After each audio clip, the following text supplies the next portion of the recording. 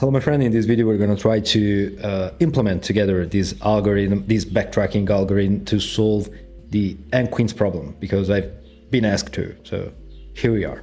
I'm going to try to respect two very important principles, which are keep it simple, and the idea comes from this amazing book, which is Think Explainer. Complicated stuff in simple words. Basically, the author strived to explain complex physics stuff only using the most common English words. Amazing. You know the pain when you go on YouTube, you search for backtracking, you get all these videos in which they say, I cannot understand the words they pronounce, the words, the natural language like we do speak as humans.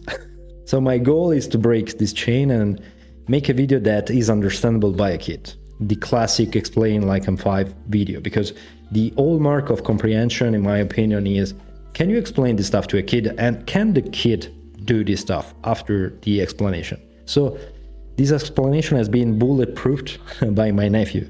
Hopefully this is gonna be nice.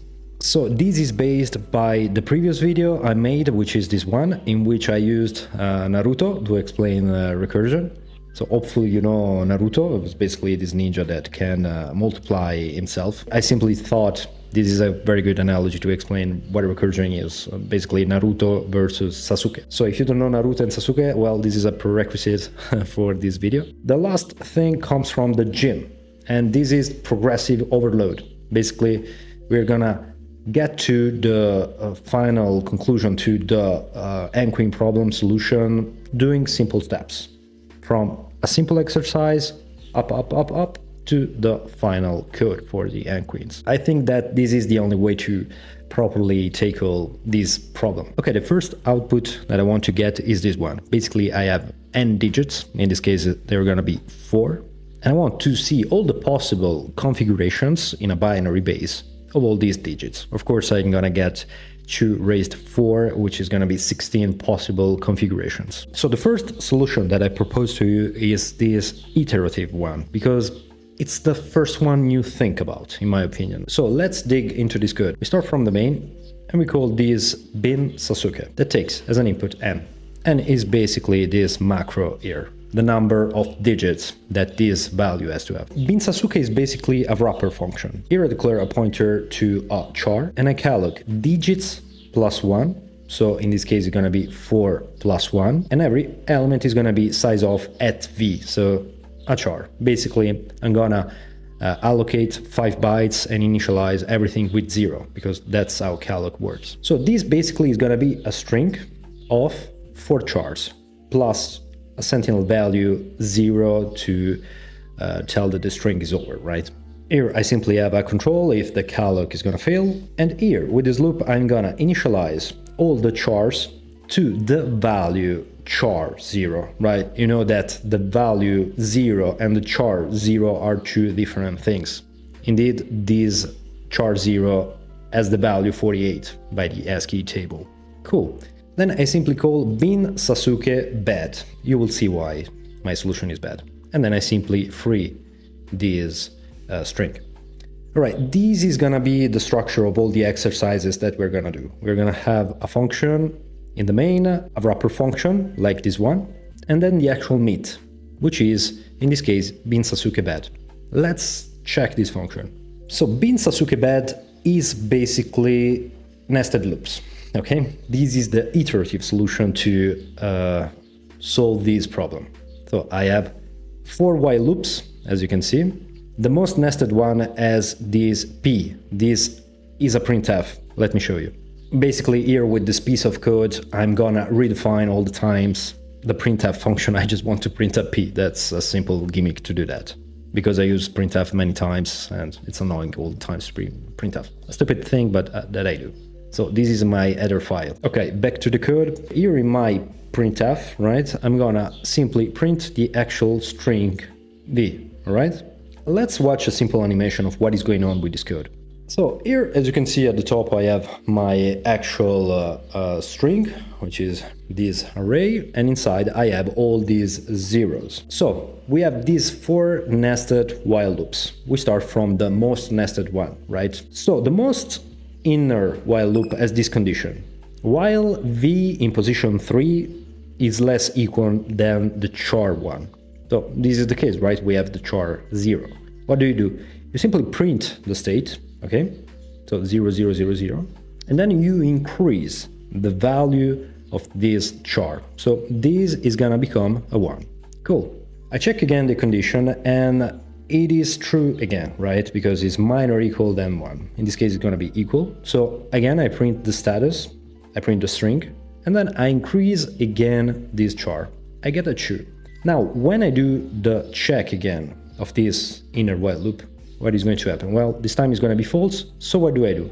I'm gonna refresh this value to a 0, and I'm gonna increment by 1 the actual char which is found in the upper position, right? Like that. Then the condition of the upper loop, which is while v in position 2, in this case, minor or equal than 1. True, right? The value is 1. What do? Well, you do again the loop. You do the same process as before, while v3 minor or equal than the char 1, you print the status. And then you increase this value. You see what is going on? You print the status, the string again, and then you increase this value, get a 2. Now the loop is over, so we refresh to 0, and we increase the value in the upper position. That now is gonna become a 2, of course. So now the third loop is false. What do? We zero this, and we increase by 1 the 0 in the upper position again. So that's basically the idea of this iterative solution. And this works, right? If I run this code, I will get the actual configurations of 4 digits. What is the obvious problem of this code? Well, of course, that is hard-coded. What if I change n here?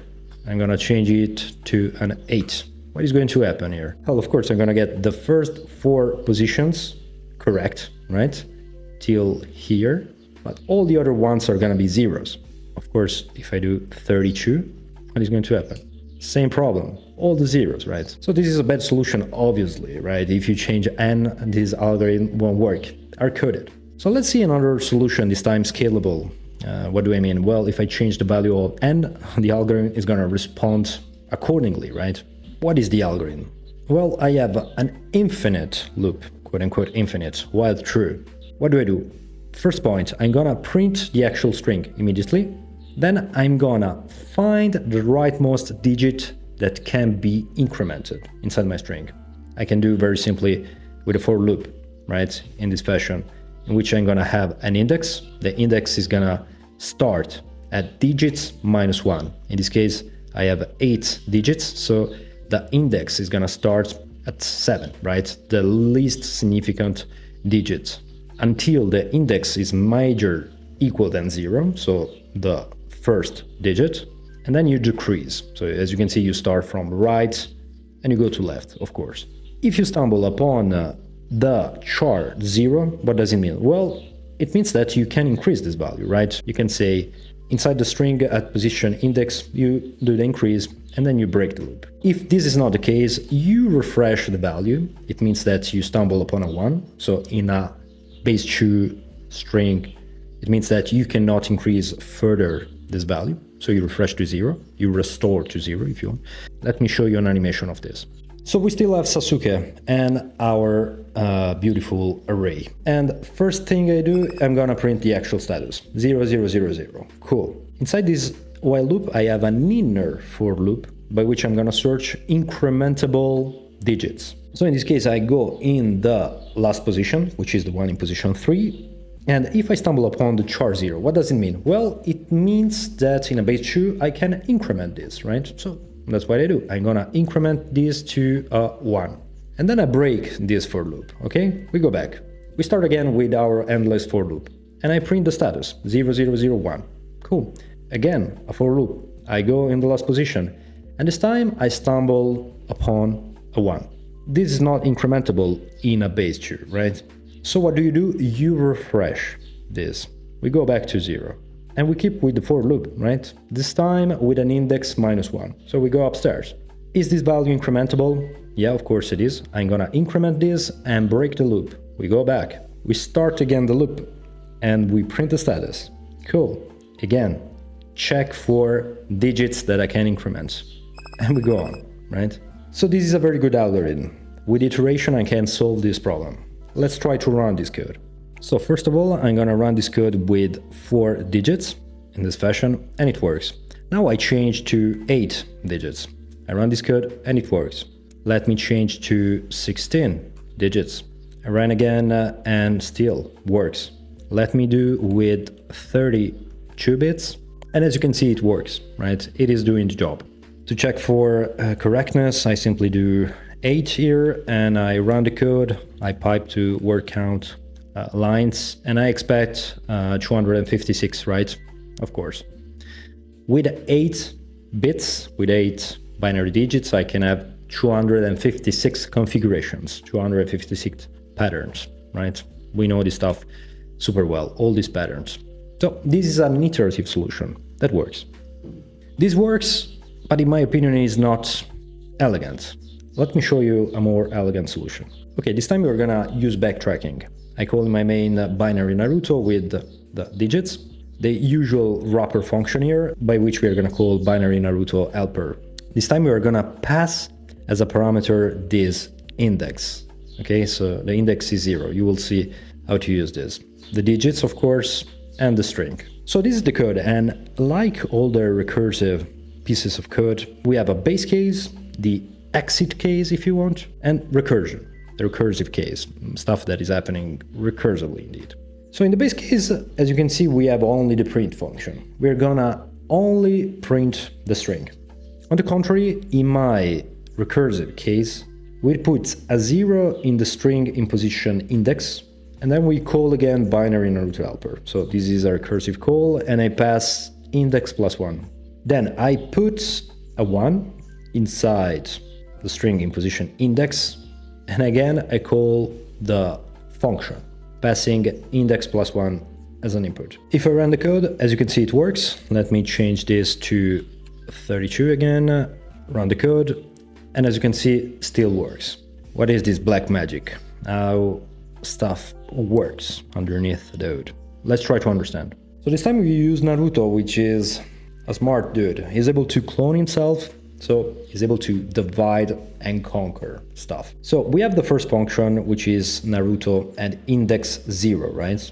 Indeed, here in binary Naruto helper, we pass as an index 0. So the first bin Naruto helper is gonna have the index 0.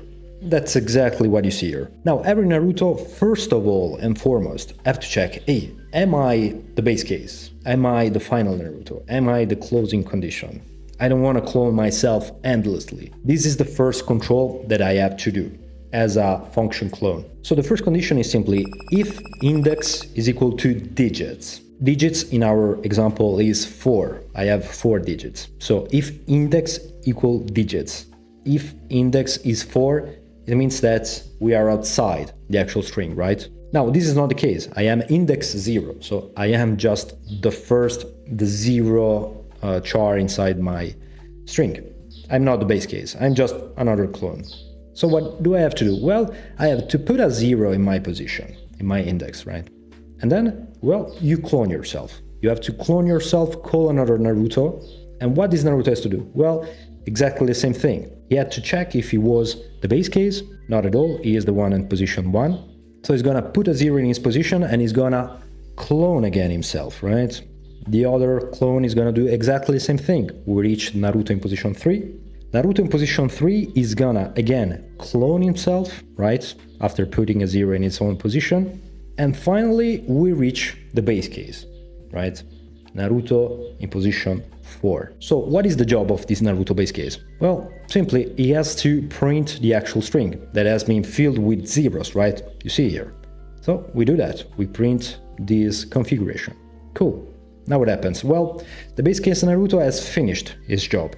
He can disappear. Poof.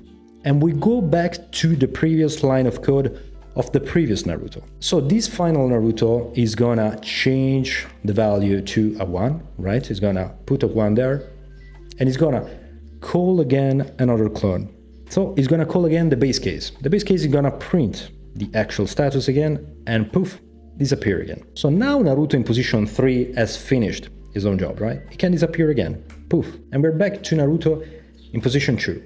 This Naruto is gonna put a 1 in his own position and he's gonna clone again himself. So we get another Naruto that is gonna put a 0 in the position, call the base case, print, we go back, he's gonna put a 1 in his own position, call again the base case, print, and you got the gist of it, right?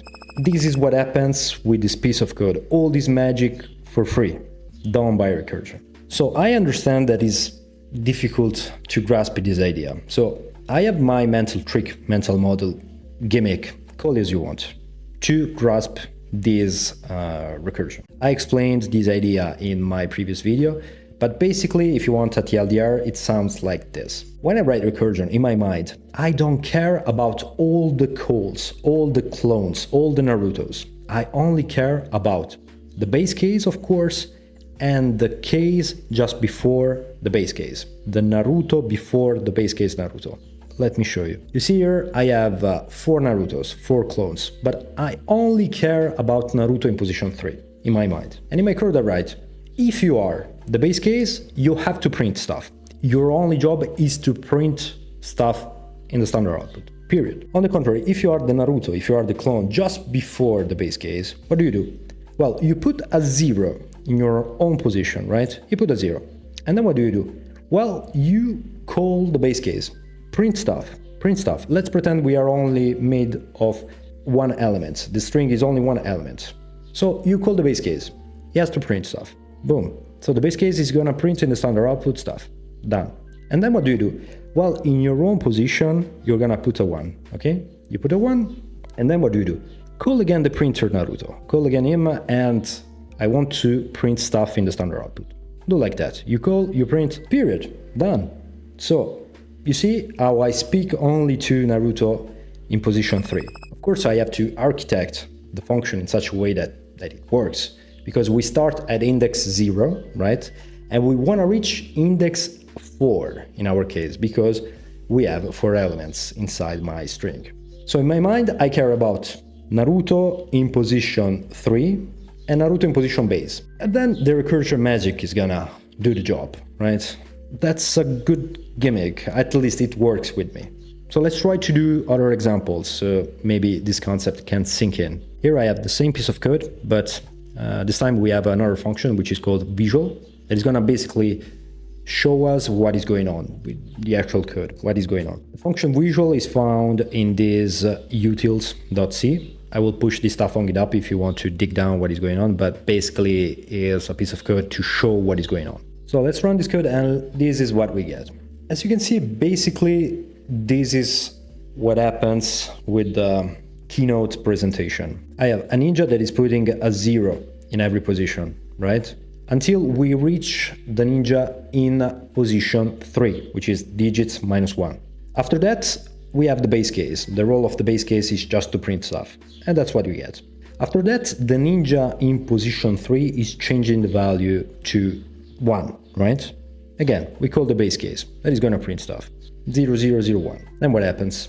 We have the ninja in position 2 that is changing the value to 1, and then it's gonna clone himself again, and we start again to 0.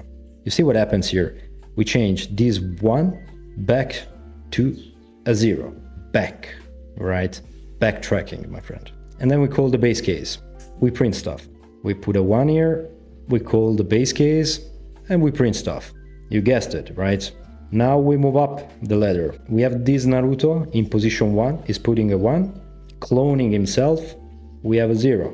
This 1 is gonna clone himself, and we have a 0 also in the 3rd position, and we move on. That's what happens, right? That's what happens. Here you can appreciate all the actual steps, right? Now let's check this other example. We have n digits. In this case, again, it's gonna be 4, but this time we also have a base. So this time we have base, 16, hexadecimal base. The idea is exactly the same as before. Nothing really changes. So I say if index is equal to digits, namely if the index is 4 in our case, namely the base case Naruto, the one outside the boundaries of my string, you just print the stuff. You just print. This is a print of the actual string. This is just a function to visualize what is going on, you will see. On the contrary, what do? If you're not the base case, in my mind, you are the Naruto just before the base case, right? What do? The same thing as before. You're gonna put a 0, right? And you're gonna call the printer, the Naruto printer. Then you're gonna put a 1, and you call again the Naruto printer. Then you're gonna put a 3, call again the Naruto printer. Is this a smart thing to do? Of course not, my friend. Here you need a loop. You need a loop. Let me comment the stuff out. Because this is silly. You're writing many times the same thing. So what do? You have this loop, this for loop. So we have I equals 0. In this case, base is gonna be 16. What do? You're gonna put in our string, in position index, symbols in position I. What is symbols? Very easily, this is something found in my Naruto.h, and this is a simple define. I have a string with all the symbols for whatever base, till base 16. So that's what you do. You have a for loop, you put whatever symbol in the relative position, you call visual, you will see now y, and then you call Naruto helper, right? You call again, you clone yourself, and you move on. So let's try to run this code, and as you can see, we get a long output with all the numbers in the specific base. So to make it simpler, let's do only 2 digits, so it's gonna be faster. We run the code, and as you can see, we had all the hexadecimal numbers, FF, FE, right, FD, FC. Let's run again, and let's just add the first ones. So as you can see, we start, every ninja in its own relative position is putting the value, and then the base case is gonna print. We get 1, 2, 3, 4, 5, 6, 7, 8, 9, A, B, right? That's what is going on with this code. Let's try another example. In this case, we have dices. So every dice has 6 faces, but the idea is exactly the same. We have the base case, if index is equal to dices, so the base case Naruto, you just print stuff out. Here is written, print stuff out. On the contrary, you have a for loop. Why a for loop? Well, because we have 6 faces. So we have from 1 to 6. And you're gonna put in the string in position index the actual char 0 plus I, right? So all the chars from 0 to 6 included.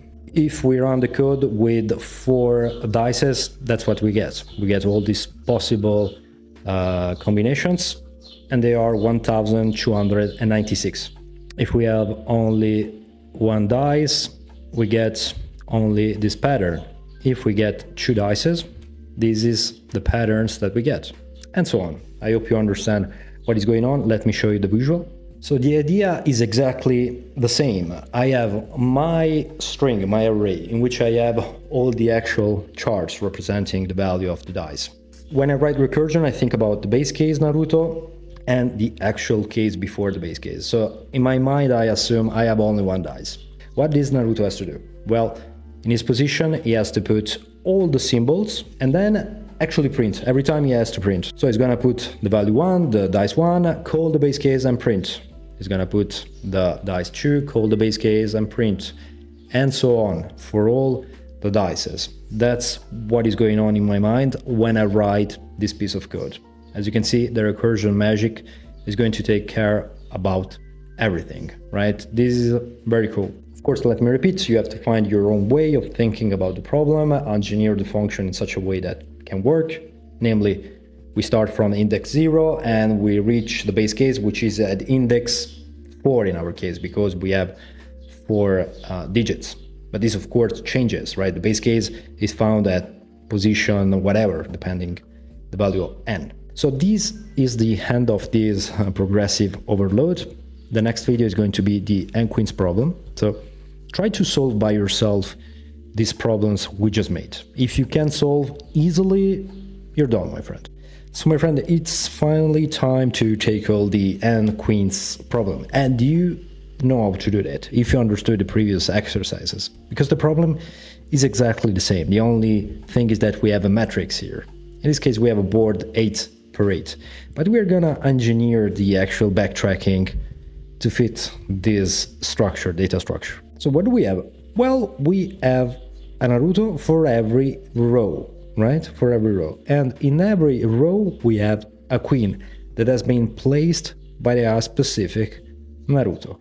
Like always, when we write recursion, we only focus on one Naruto. Essentially, we're going to focus on Naruto in position 7. So we forget about all the previous Narutos. So we have Naruto in row 7 and the base case. So it's going to be Naruto in row 8, right? Given the board is 8 per 8. Okay, this is the idea. So what is the difficulty of this problem compared to the previous ones? Well, nothing, because every Naruto has its own array, has its own line, you can see here, right?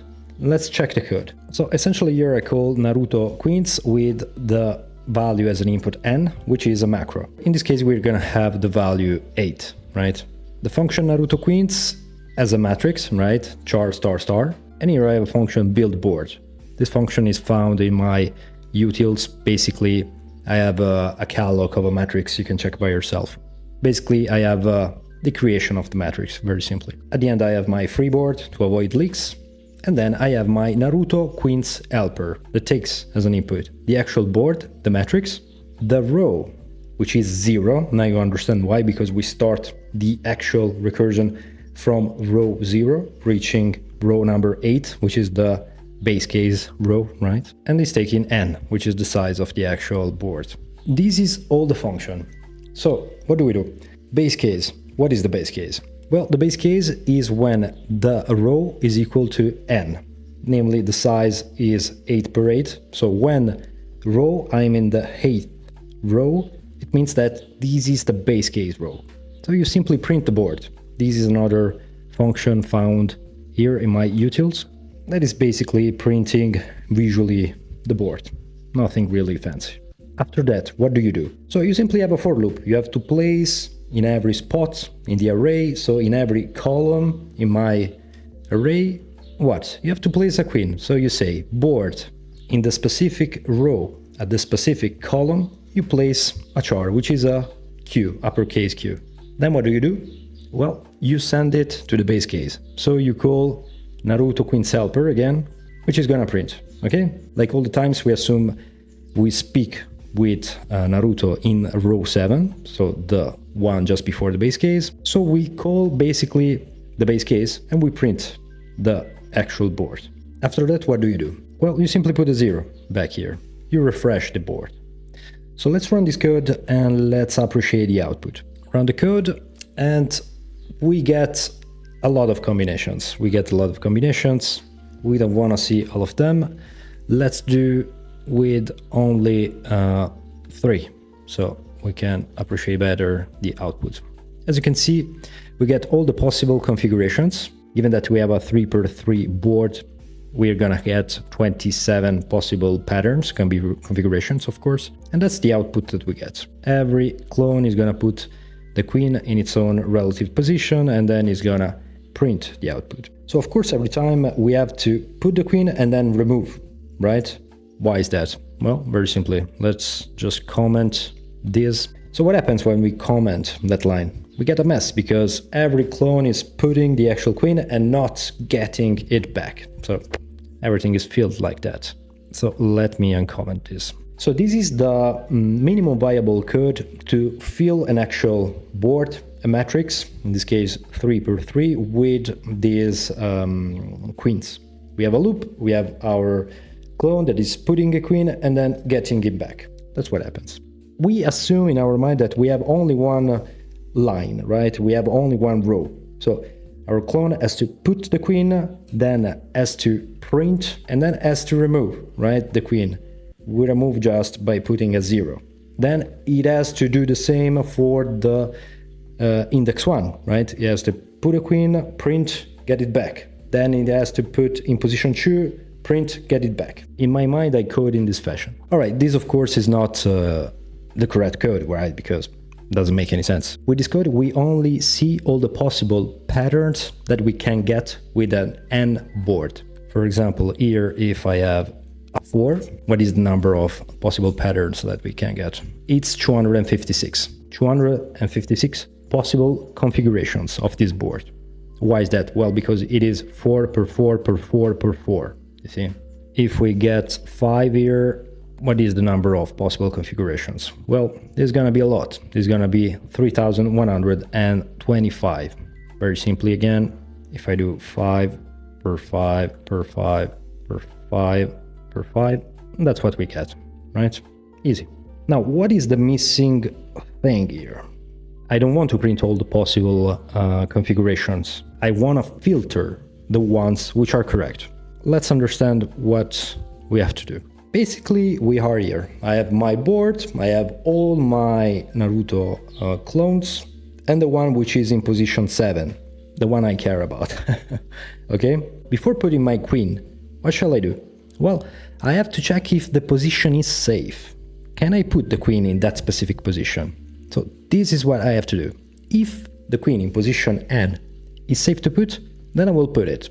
What does it mean to be safe? Well, for the chess rules, if the queen is in the same line, vertically or diagonally or horizontally, this is not a safe position. To be practical, this position, row 7, column 0, is safe because we don't have any queens in all the directions I care about.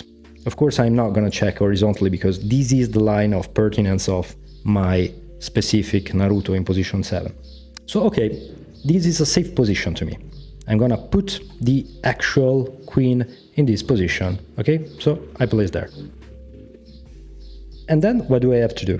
Well, you simply print, right? You send to Naruto printer, boom, and you actually print the board. Easy vanilla as that. Okay, let's check the correct code. Well, basically, my friend, the blueprint is exactly the same. The only thing is that we're gonna add inside this for loop a function, is safe. So I check if it is safe to put the specific queen in that specific position, row, column wise.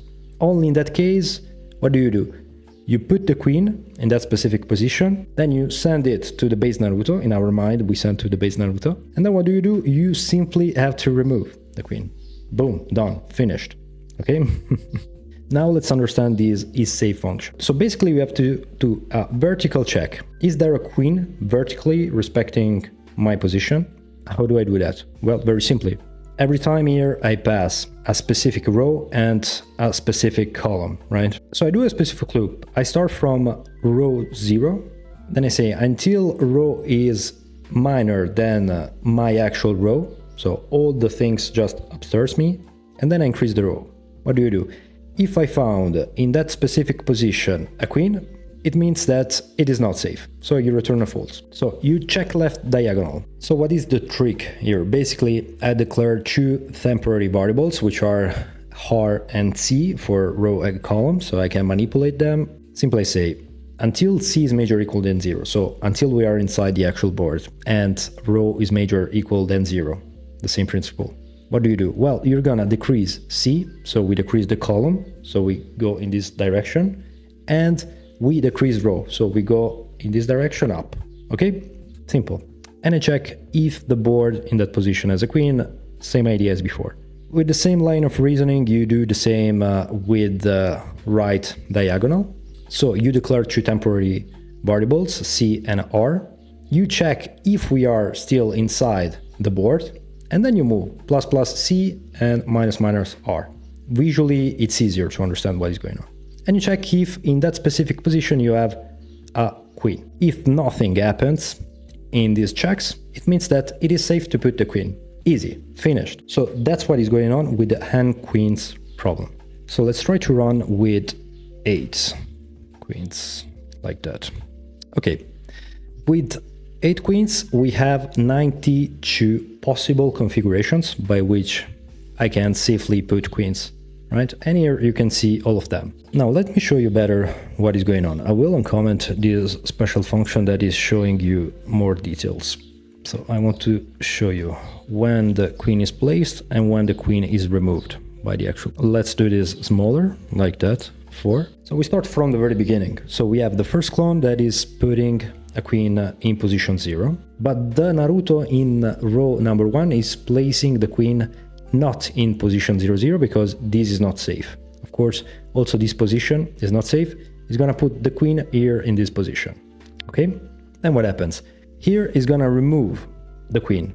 Why is that? Well, because here the queen cannot go. Here the queen cannot go because diagonally cannot go. Here vertically cannot go. Here the same, diagonally cannot go. So we are blocked already. this path is wrong immediately. So what happens? We backtrack, right? We remove the queen from here and we place the queen in this other position. Let me show you better. Here I created another function which is called isSafeVisual that is literally showing what is going on. Let's try now. So let me run and let's understand from the very beginning what is going on. Okay, so we start with the first Naruto that is gonna place the queen in position 0, because it is safe, right? Of course. Position the queen. Then what happens? I have Naruto in row 1 that is trying to place the queen in column 0. But this is not correct, right? Because I have in position 0, the other queen. So Naruto in row 1 is trying to place the queen in position 1. Again, I cannot, because diagonally this is not fair. So Naruto is gonna place the queen in this position, you see? Then we move on, and Naruto is trying to place the queen in all of these positions, in this specific row, which is row 2, but he cannot place the queen nowhere in this row, right? So this path is not correct, very simply. So what happens? It's gonna remove the queen from this position, and it's gonna place the queen in this specific position, which is 1-3, right? Row 1, position 3. Cool, we can move on. Then we have Naruto in row number 2. He's trying to put in position 0 for the same principle as before. Cannot put here because upstairs we get this queen. So he's gonna put the queen in position 2-1.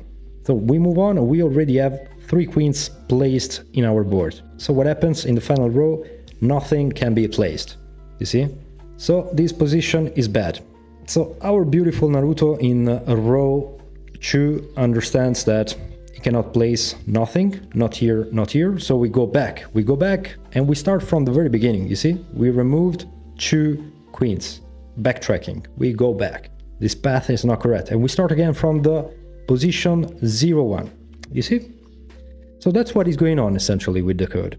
So this is the final code. We have the isSafe function.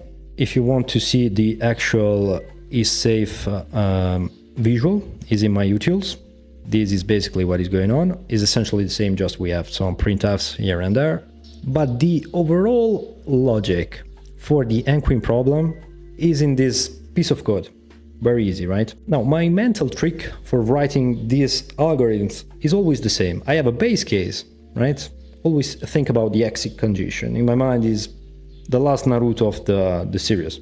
And the only goal of this Naruto is to print a board. In this case, it's gonna also increase possible configurations, which is just a global variable to know how many possible configurations we have. And then I speak to the last Naruto of the chain. And I tell to this dude, hey, for every position of your specific row, just do this. Check if the position is safe. In that case, what do? You have to place the actual queen, okay? You place the queen, and then I don't care anymore. Let the recursion magic do this stuff. Print it, send to the base case. Then clean the stuff out and move on. Go on the next slot, the next place in the row. That's in my mind what happens, okay? I hope I gave you a good mental model to understand these queen problems. Okay, I finished. I hope I gave you a good mental model, a good approach, some insights. At the very end of the day, you have to find out the best solution for you to grasp these concepts, which are kind of difficult to grasp. So that's it. I will push everything on GitHub. If you want to play around with this, propose some better solutions. Thank you, my friend.